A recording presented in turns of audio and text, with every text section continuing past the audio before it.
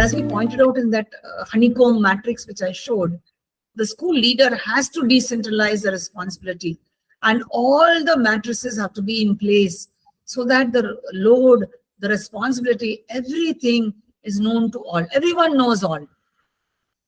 Finally, we look at one more very important aspect. Are you giving opportunities for them to be divergent thinkers? Are you looking at entrepreneurial attitudes? Are we becoming future ready? So this innovation policy I found, Nivedita, is one thing that the performance indicators is talking about. Okay, it talks about the school innovation policy. And across the manual from domain 1 to 7th domain, there are constant references in the 4th level about the school HR policies in place, the school's recruitment policies in place, the school's innovation policy. So schools have to now understand that from their vision and mission, they need to make an innovation policy for the school, which is very smart. It has to be very specific to that school and the rest of it. It has to be measurable, achievable, and so on. And I think every school, when we talk about this aspect of 6.3.3, you're talking about an innovation policy, because innovation holds the key to continuous improvement. People should have time for students in DIY, do-it-yourself activities. And these activities have to focus on creation and innovation, because our children are truly very good at small, tiny initiatives, which could create a change for a number of students or teachers or others across the community. And we've had Manodarpan showing us a lot of such startup initiatives by students of senior secondary for the blind to read, or the blind people to listen to sounds and cross the road. Great things they've done.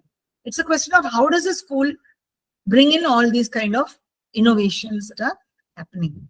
So anything to add on?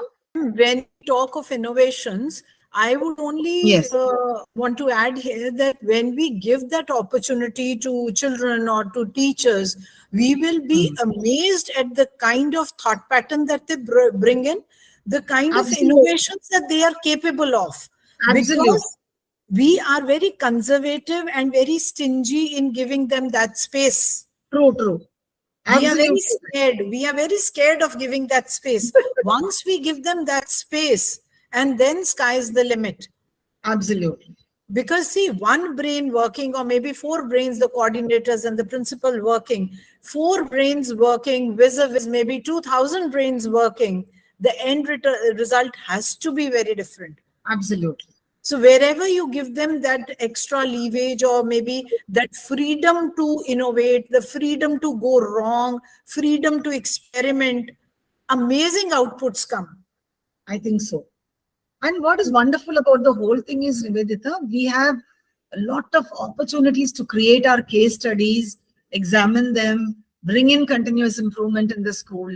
The sky is the limit. Schools can take up one at a time, work on it, get a team to work, and look at continuous improvement, because that is going to hold the key to the innovation of an institution. And if institutions do not innovate, we actually get out of sync with changes happening in industry outside. Ma'am, the world is moving at such a fast pace. Absolutely. If we are not in sync with the changing technology, the changing scenario, the expectations, everything is in the form of flux. Absolutely. If we are not in sync with all these things, more so, it is not whether the principal or the teacher is in the sync. It is very, very important that the children have to fit into the society, maybe 15 years from now, maybe 10 years from now. So that mindset has to be built up in those children. It is irrespective of the case whether I am ready to do it or not. But my children should be ready to fit into that scenario. It is only then that I survive. Because I think the end game is the child fits into society, into a good job, and becomes a responsible member of that society, which they actually grow into. And when we talk to industry, because Hosur is an industrial town, we have a lot of people telling us that a child in kindergarten now, Vinodita, for example, has got 14 years to come out of your school, 5 years in the college, first level, undergrad, and if at all they go into postgrad, it's about 17 to 20 years. Jobs have not been defined, Vinodita. Job requirements have not been defined. Titles of jobs have not been defined, because companies say we don't even ourselves know what we want 5 years from now. We don't know. So we cannot equip our children with all of the knowledge of the world, but can we equip them with skills that can help them Exactly. withstand all of the changes that industry does? If we Exactly. do that as leaders, I think we have made the call right for our children.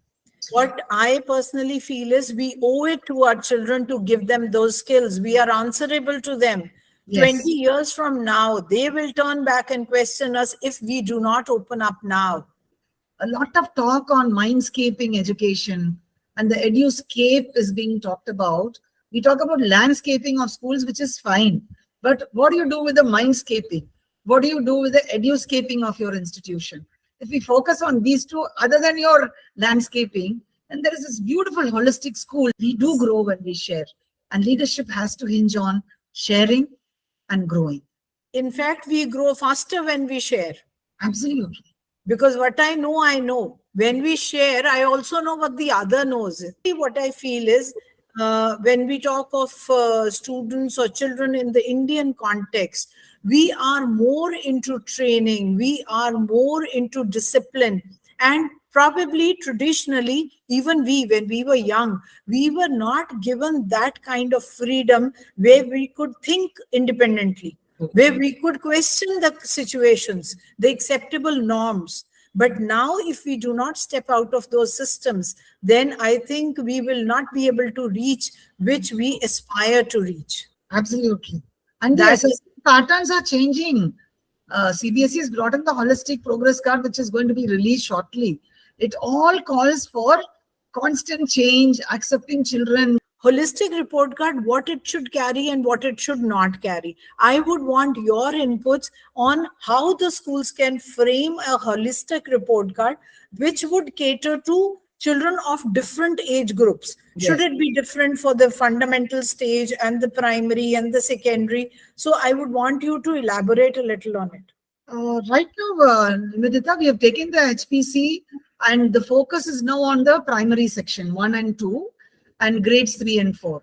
So recently, I was sent as a mentor to some 4-5 schools to see what they're doing. This is a pilot project. And as you rightly pointed out, the CBSE is definitely looking into ushering in the HPC in phases. So first would be this foundational stages, which the NEP calls. So those areas, how are schools documenting it? And it's all like the parent, it's a 360-degree holistic card. So there are a few hiccups there which we found out, that schools were not able to get parents on board to come over, sit down with the school, make out the card with them. So there are some challenges. But with all that, we've given suggestions how that can be also overcome. Some schools have very bravely done it, saying, this was a challenge, but this is how we fought it. And I carried that to the other school and said, why don't you try and use this now? So this foundational stage is going to start off as early as possible. And then the middle school will have a different pattern altogether. Because it can't definitely be the same as the foundational stage or the lower primary sections, right? And then the secondary school, which is going to be 9, 10, 11, 12 as per CBSE, the block, the NEP says, that will have a different assessment pattern altogether. And most of it actually, Vinitha is now going to focus on teacher observation. So when every child's card is not an automatically generated card that I fill, I have to observe and I'm teaching. That is what I was about to ask is that it means the HPC, the holistic progress card, that we will be forming for different wings. As you say, that CBSE is just working on the foundational till the second standard and the rest will be following soon. That means there will be a reduction in the predefined parameters that we had in the traditional report cards.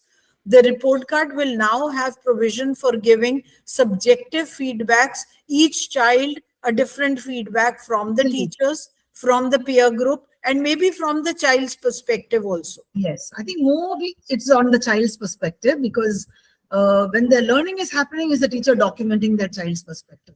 Then next class, you try something else. Is there one question I still have about this lesson? Then another class, one thing I don't agree with what we learned today. Get children to work on it and get every child to have a voice.